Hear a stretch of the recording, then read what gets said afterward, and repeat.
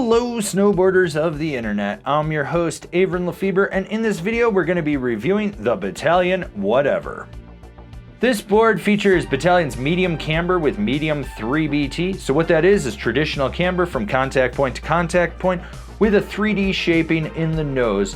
So it's going to be a little more spooned out. That camber section is going to give you all the load, pop, snap, and drive, while that 3D section is going to help funnel snow to the side, making it more optimal for powder float, as well as reducing that edge bite so you don't hook up. Maybe you do need that edge bite though, I don't know. This board is available in 138, 144, 148, 151, 154, 157, 156 wide, 159 wide, 162 wide. I rode this board at Copper Mountain on a sunny bluebird day with average temps. You had a little bit of hot pow, soft pow in the trees, chop chunder, perfect corduroy, just kind of a great mix of mid-season conditions, and I rode it with my Rome Black Label bindings and my K2 Thraxis boots. The overall flex of this board is about middle of the road. It is slightly directional due to the carbon layup, meaning that the nose will be a little bit softer than the tail. The torsional flex is highly abundant. You can really twist this to help steer it. When it comes to stability, keep those knees bent. This board is very lively, and if you're running through chop and chunder, that nose flexes a lot and that reverberates back under the front foot. When you're in like heavy pow and you hit something that's a little more firm, you probably will get bucked around. So once again, keep your knees bent. In case you haven't realized, very lively board. You're gonna pretty much feel everything with it. This board has really good reaction when you load it up. So when you load the camber, roll back on the tail, you're gonna feel that spring from the carbon. This board's gonna boost you off a side, hit a roller, or over a fat fallen skier. Why was that fat fallen skier in your way? I don't know, but you ollied over him, so it doesn't even matter. And what you put in, you're guaranteed to get out, if not a little bit more. This also carries over to how this board hits jumps. Small, medium, or if you're feeling frisky, large, send it. Don't worry about it. This board will pop off the lip with ease. You do not have to worry about it. You can be lazy, let it compress through the transition and launch you, or you can load it up before the transition and then snap off the lip. Either way, you're getting up in the air. Hey, you, yeah. Have you remembered to click the thumbs up down there? You know you want to, because you're enjoying this video. Oh, while you're down there, did you remember to subscribe? What about click that bell? You know you want to get those notifications so you're not missing any of the videos we got coming out for you.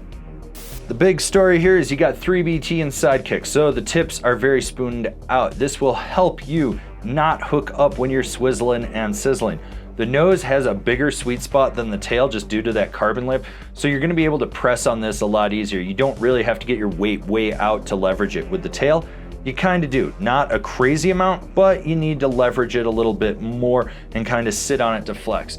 And with this being full camber, you're gonna get snap out of it.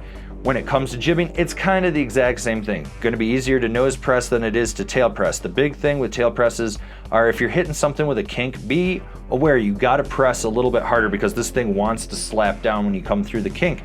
Going sideways, cradle's right around the feature. You don't have to worry about it. It's gonna be able to slide just fine. You get a little bit more out on the nose or the tail. You got that 3BT as well, so you don't have to worry about those contact points hooking up on you.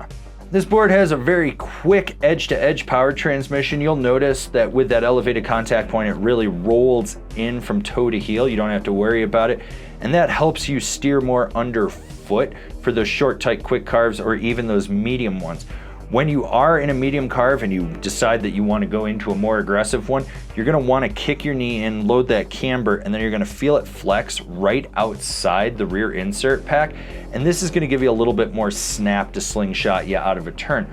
The big thing to note is deep, hard, aggressive carves, like you're coming in with a lot of speed and you really want to lay it over. There's limitations. Even with that carbon in the tail, when you go to just full trench dig this thing, toe side, powder boner, dragging nips on the ground, it's gonna wash out on you at some point. You have to find where that sweet medium is for you to engage it so that it stays locked in. When you go past it, it washes out and you're going ass over tea kettle. Just be aware of that.